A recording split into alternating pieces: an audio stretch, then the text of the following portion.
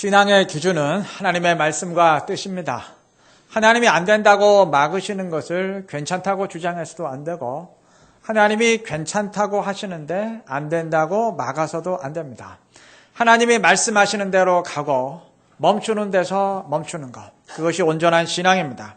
오늘 고넬료 사건의 일부를 본문으로 읽었습니다.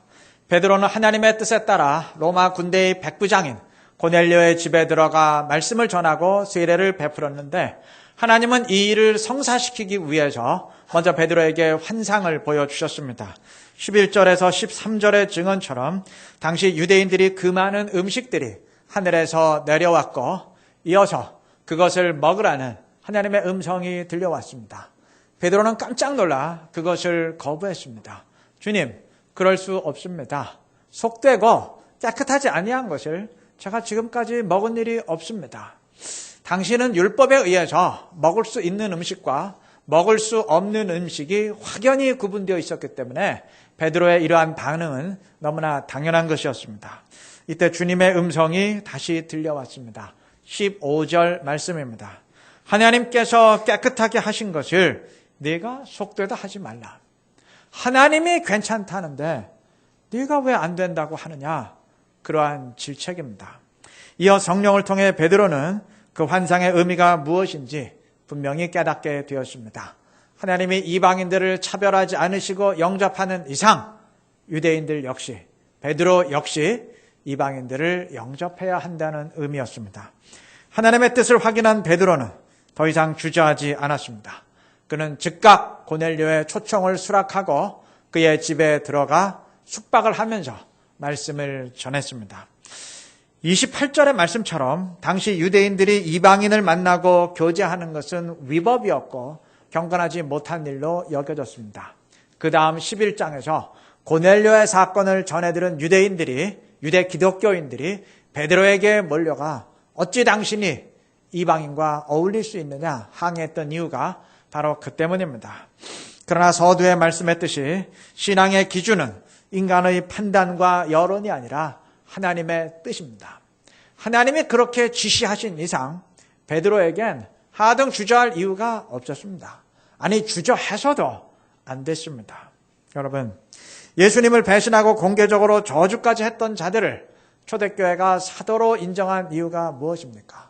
스데반을 죽이고 예수 믿는 사람들을 핍박했던 바울을 이방의 사도로 인정했던 이유가 무엇입니까? 하나님이 그들을 이미 용서하고 세우신 이상 우리가 왈가왈부할 수 없다라고 판단했기 때문입니다. 사도행전 11장의 내용을 보면 그들에게 몰려와 항의하는 유대 기독교인들에게 베드로는 고넬료 사건을 상세히 설명한 뒤 하나님이 그들 이방인들에게도 성령을 부어주셨음을 증언합니다. 그리고 마지막으로 11장 17절에서 이렇게 결론을 내립니다. 내가 누구이기에 하나님을 맡겠는가? 성령이 임하셨다는 것은 하나님이 기뻐하셨다는 말입니다. 하나님이 인정하신다는 말입니다. 이를 확인한 유대인들은 더 이상 항의하지 않았습니다. 항의를 멈추었습니다. 그들은 즉각 순복하고 오히려 하나님께 영광을 돌렸습니다. 아마 그들 역시 베드로와 동일한 마음이었을 겁니다. 하나님께서 그렇게 하시겠다는데 우리가 누구이기에 하나님을 맡겠는가?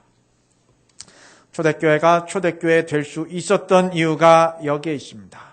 그것이 지금까지의 전통에 맞건 맞지 않건, 시대의 사고방식에 부합하건 하지 아니하건 하나님의 뜻이 분명한 이상 즉각 순종했기 때문입니다. 여러분, 내가 누구이기에 하나님을 맡겠는가? 라는 베드로의 고백은 오늘 우리 모두에게 필요한 고백입니다. 여러 가지 예를 들 수 있지만 우리가 지금 예배를 드리고 있으니까 예배 하나만 예로 들어보십시다. 우리 교회는 예배 시간에 찬송과 가스펠송을 섞어 부르는데 교회에 따라 찬송가만 부르는 교회도 있을 것이고 또 반면 예배를 하나의 기획처럼 공연식으로 하는 교회도 있을 것입니다. 춤을 추며 뛰면서 찬양하는 교회도 있습니다.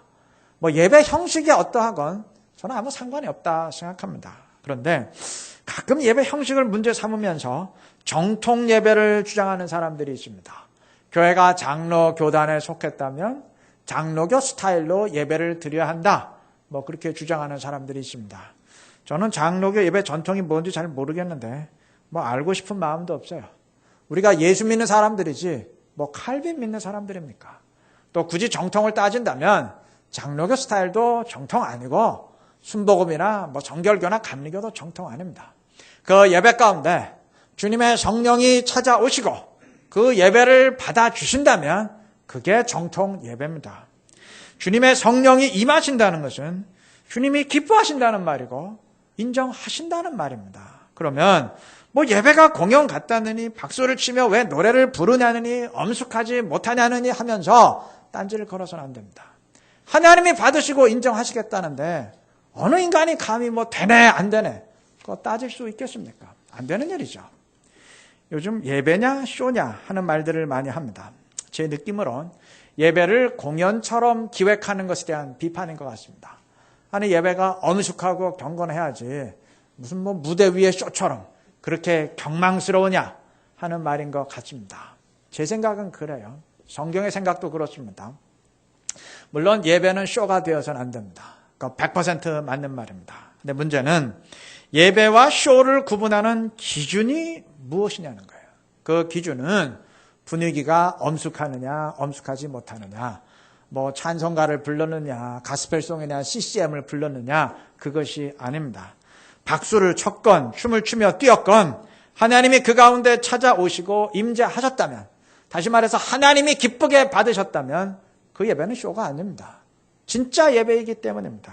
반대로 아무리 엄숙하고 경건한 분위기를 연출했다 할지라도 하나님이 그 가운데 찾아오지 않으셨다면 그건 쇼입니다. 쇼 이상도 이하도 아닙니다.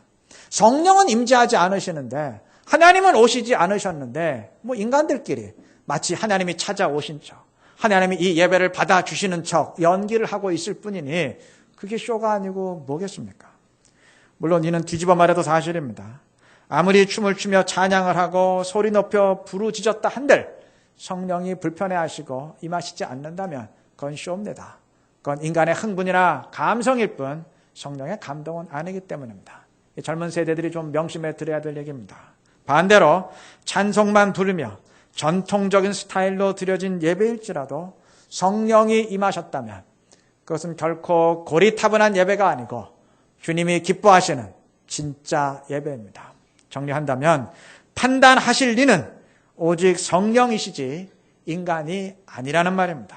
주님의 영이 임하는 예배를 못마땅히 하는 그 잘못을 범해서도 안 될 것이고 반대로 주님이 불편해 하시는 것을 그걸 앞서가는 예배라 착각하는 오만함에 빠져서도 안 될 것입니다. 예배 하나만 예로 들었지만 신앙생활의 모든 부분에 동일하게 적용돼야 할 원리입니다. 내 취향, 뭐 교회 전통, 사고방식 다 벗어 던져야 됩니다. 만약 취향대로 했더라면 베드로는 절대 고넬료 만날 수 없었습니다.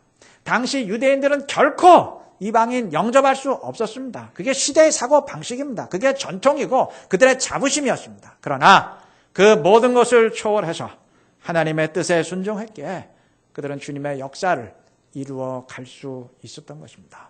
오늘 우리에게도 꼭 필요한 이야기입니다. 우리 모든 것 다 내려놓고 주님의 뜻에 순종할 수 있는 신실한 우리 모두가 되시길 바랍니다. 그렇게 할 때 주님의 뜻이 우리 가운데 지금보다 더 풍성히 이루어지게 될 줄로 믿습니다. 25절의 증언처럼 고넬료는 베드로가 도착하자 그의 발 앞에 엎드려 절했습니다. 당시 로마의 백부장이라면 뭐 식민지 백성인 유대인에 대한 그 생살권을 지녔던 사람입니다. 베드로 하나쯤은 뭐 죽이고 살리고 얼마든지 할 수 있는 사람입니다. 그럼에도 그는 마치 종이 주인을 영접하듯이 겸손히 베드로를 영접했습니다. 그의 인격을 알려주는 한 단면입니다. 이에 대해 베드로는 이렇게 반응합니다. 26절 말씀입니다. 베드로가 일으켜 가로되 일어서라 나도 사람이라 하고. 이 구절은 베드로가 두 가지를 거부하고 있음을 증언합니다. 첫째, 그는 인간을 마치 신처럼 높이는 것을 거부합니다. 내가 아무리 사도라 할지라도 당신과 똑같은 인간일 뿐입니다 하는 의식을 드러냅니다. 아울러 베드로는 인간을 인간 이하의 존재로 차별하는 것을 또한 거부하고 있습니다. 당시 유대인들은 이방인을 개처럼 취급하면서 부정한 존재로 멸시했습니다. 그러나 베드로는 그 차별의식을 벗어 던지고 기꺼이 이방인인 고넬료를 믿음의 형제로 영접하고 있는 겁니다. 즉 사람 위에 사람 없고 사람 밑에 사람 없다는 의식을 지녔다는 얘기입니다. 지극히 당연한 말인데 과연 이처럼 행동하는 것이 말처럼 쉬운 일일까요? 사회가 어떠하든 차치하고 교회는 어떨까요? 예를 들어서 어떤 사람이 학력이 낮고 직업이 변변치 않다고 가정해 보십시다. 그 사람이 신실한 신앙과 인품을 지녔다고 한들 교회에서 장로가 되는 것이 쉽겠습니까? 저는 불가능하냐고 묻진 않았습니다. 불가능한 일은 아니지만 그리 쉽지도 않을 겁니다. 반면 어느 국회의원 성도가 있다고 가정해 보십시다. 교회 출석만 빠짐없이 하는 사람이라면 아마 그 누구보다도 장로 되기에 유리할 겁니다. 제 말이 틀린가요? 교회 안에도 은연중에 사람을 차별하는 의식이 있음을 부인하기 힘들 겁니다. 과거 참여정부 시절에 노무현 대통령이 그 아파트 원가 공개를 반대하자 지금은 고인이 된 김모 의원이 우리 계급장 떼고 한번 토론해보자 이런 말을 해서 파장을 일으킨 적이 있습니다. 공약은 지켜야 되지 않느냐 그러한 취지에서 한 말이었는데 그 말이 적절한 말이었는지 아닌지 따질 필요 없이 정말 모든 사람들이 계급장 다 떼고 만나야 되는 곳이 있습니다. 어딘가요? 교회입니다. 교회. 로마의 백부장이건 식민지 백성이건 아브라함의 혈통인 유대인이건 이방인이건 먼저 믿은 사람이건 초신자건 목사건 일반 성도건 교회 안에서는 모두가 동등한 사람으로 만나야 됩니다. 그 어떤 차별이나 서열도 있을 수 없는 겁니다. 제가 모든 나라를 다 다녀본 것은 아니지만 아마 우리나라처럼 그 서열의식, 위아래의식이 강한 나라도 드물 겁니다. 서양 사람들은 서로 만나면 악수를 합니다. 이 악수를 나누는 모습은 서로 동등한 모습이죠. 반면 우리나라는 만나면 고개 숙여 인사를 합니다. 벌써 첫 인사부터 누가 고개를 숙여야 하는 사람인지 확연히 구분이 되는 겁니다. 호칭을 할 때도 서양은 직장 상사건 교수건 그냥 이름을 부릅니다. 우리나라는 이름 대신 부장님, 김대리, 직책을 부르죠. 서로를 호칭할 때부터 벌써 위아래 서열이 확연하게 구분이 되는 겁니다. 오죽하면 찬물도 위아래가 있다. 그따위 말을 만들어냈겠어요. 이것은 세상의 논리로 끝나야 하지 교회까지 가지고 들어와서는 안 되는 겁니다. 마태복음 18장 1절에서 제자들이 예수님께 물었습니다. 천국에선 누가 크니까? 우리 12명 제자 가운데 누가 천국에서 서열 1위입니까? 넘버원을 따졌어요. 이들은 천국의 서열을 따졌습니다. 서열을 따지는 이 땅의 논리를 천국까지, 신앙의 영역까지 그대로 가지고 들어가겠다는 의지였습니다. 내려놓아야 됩니다. 하나님 나라는 세상과 다릅니다. 교회는 세상과 다릅니다. 세상의 논리를 신앙의 영역까지 가지고 들어오면 안 됩니다. 이 교회 안에 들어올 때 세상의 논리와 가치관은 다 내려놓고 들어와야 됩니다. 그리고 교회의 가치관을 가지고 세상까지 가지고 나가야 됩니다. 교회 것을 가지고 들어오면 안 되고 세상 것을 교회 안에 가지고 들어오면 안 되고 교회의 것을 가지고 세상까지 나가야 됩니다. 이게 거꾸로 되면 안 되는 겁니다. 사회적 지위와 배경, 혈통 모든 것 다 초월해서 그리스도인들은 주님 안에서 동등한 것을 고백할 수 있어야 될 것입니다. 그때 주님이 우리를 기뻐하시고 더 큰 은혜로 채워주실 줄로 믿습니다. 44절과 45절 말씀처럼 베드로가 말씀을 전할 때 고넬료의 집에 모인 사람들에게 성령이 충만히 임했습니다. 이들은 방언을 말하고 주님을 찬양했습니다. 이 구절에서 우리가 두 가지 주목할 것이 있습니다. 첫째, 이는 모든 사람에게 하나님이 성령 부어주시기를 원하신다는 것을 암시합니다. 예전에 그 하늘산 기도원이 유명할 때 그 기도원 목사님이 목회하던 교회는 우스갯소리로 그건 개도 방언한다. 그런 말을 하곤 했습니다.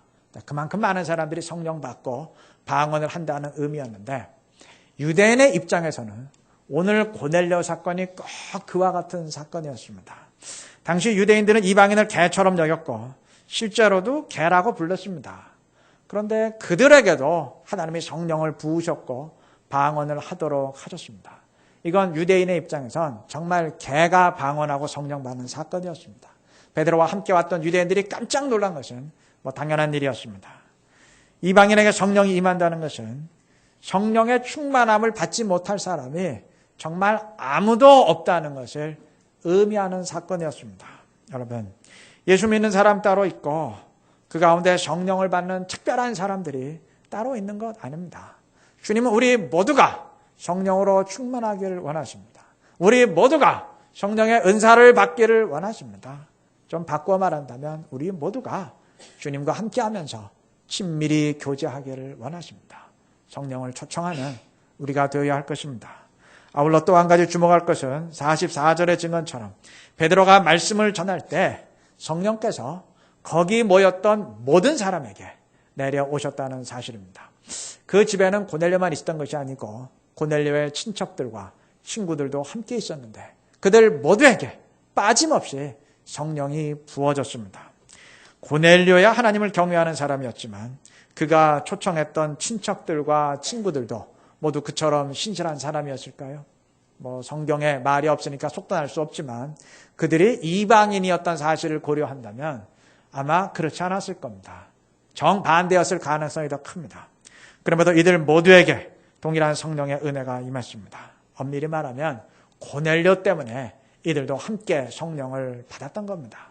고넬료를 향한 영적인 복이 이들에게까지 흘러넘치게 되었던 겁니다. 오순절 성령이 임할 때도 그랬습니다.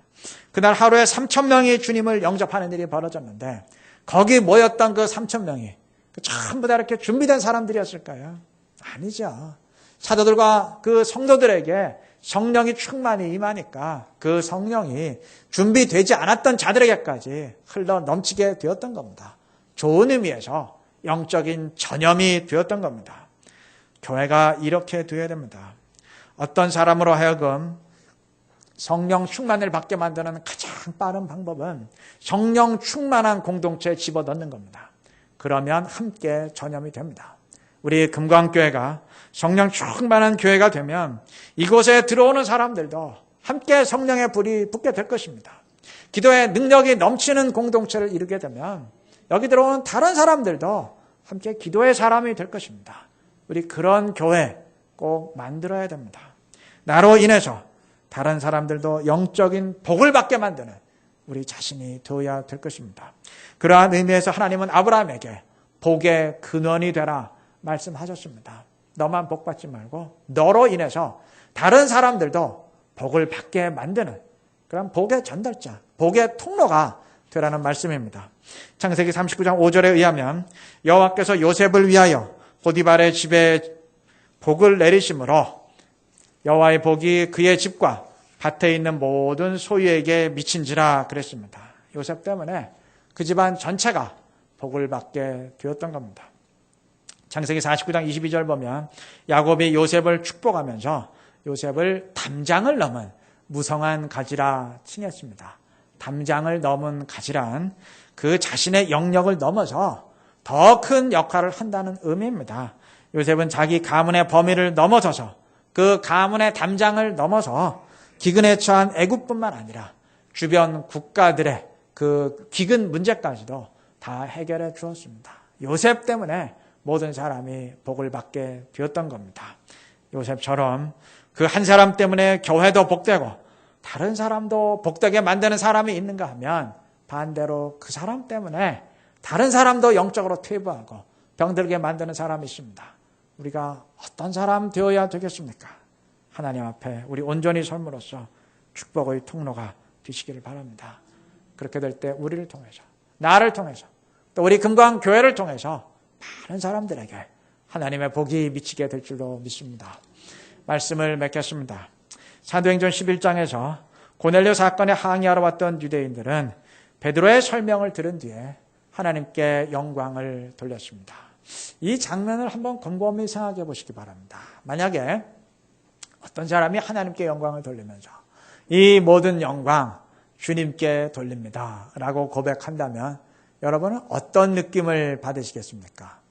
야, 저 사람에게 뭔가 기쁜 일이 있는가 보다 이러한 생각이 들겠습니까? 아니면 뭔가 되게 좀 불쾌한 일이 있는가 보다 이렇게 여기겠습니까? 물어볼 필요도 없는 질문이죠. 그런데 고넬료 사건을 확인한 유대 기독교인들의 경우는 달랐습니다. 하나님이 이방인들에게도 성령을 부으시고 그들을 하나님의 백성으로 똑같이 인정한다는 사실이 유대인의 입장에서는 기분이 좋은 일이겠습니까? 아니면 자존심이 상하는 일이겠습니까? 오직 유대인만이 하나님의 백성이 될 수 있다는 생각은 수천 년을 이어온 유대 민족의 자부심입니다. 고넬료 사건은 그 자부심을 내려놓게 만드는 사건입니다. 유대 민족만의 특권의식을 송두리째, 아주 뿌리째 뽑아버리는 사건입니다. 그럼에도 이들은 원망하고 기분 나빠하는 대신 하나님께 영광을 돌렸습니다. 내 자존심은 상하지만 그러나 그로 인해서 하나님 나라가 땅끝까지 확장될 수 있다면 그것으로 기뻐할 수 있었기 때문입니다. 자기 본유의 신앙이 아닌 하나님 중심의 신앙을 지녔기 때문입니다. 초대교회가 괜히 역사상 가장 교회다운 교회 되었던 것 아닙니다. 다 그만한 이유가 있었기 때문입니다. 우리 이러한 신앙을 본받을 수 있기를 바랍니다. 내 자존심은 꺾여도 우리의 자존심은 꺾여도 주님의 교회에 유익이 될 수 있다면 하나님께 영광 돌릴 수 있는 신앙, 그러한 신앙 우리 모두 간구하십시다. 하나님이 그러한 우리를 축복하시고 더 큰 은혜로 풍족히 채워주실 줄로 믿습니다. 이런 우리 모두가 되시기를 그리스도 이름으로 축원합니다.